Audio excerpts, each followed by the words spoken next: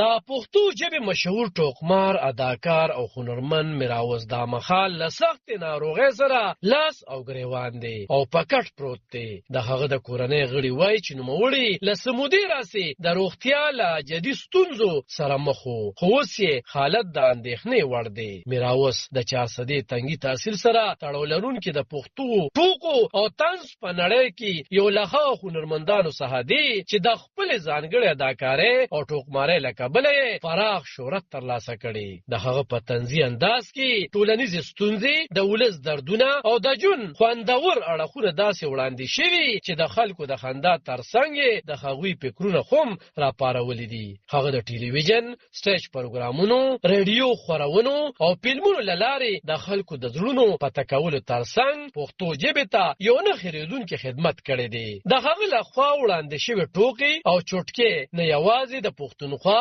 بلکې د افغانستان، بلوچستان او نورو پښتون میشتو سیمو خلک هم ډېر خوښوي. د میراوس د کورنۍ غړو رسنیو ته ویلي چې نوموړی د اوږدې مودې راهیسې ناروغ و، خو اوس یې حالت ډېر خراب شوی دی. ډاکټران یې علاج ته دوام ورکوي، خو زموږ هیله دا ده چې خلک د هغه لپاره دعا وکړي. د هغه د کورنۍ غړي وایي چې د هنرمندانو اتحادیو د پښتو فلم او ډرامې لوبغاړو او د طنز او ټوکو مینوالو د میراوس د زر رغېدلو هیله کړې ده. ګڼو کسانو د ټولنیزو رسنیو له لارې د نوموړي د روغتیا لپاره دعا کړې او له حکومته یې غوښتنه کړې چې د دې هنرمند د علاج لپاره لازم اقدامات وکړي. میراوس د پښتو ټوکو او طنز د نړۍ یو له مشهورو نومونو څخه دی چې تل یې هڅه کړې چې د خپل هنر له لارې د ټولنې ناخوالي په طنز کې وړاندې کړي. د هغه ځانګړي فعالیتونو، خندونکي حرکات او چوټکې نه یوازې د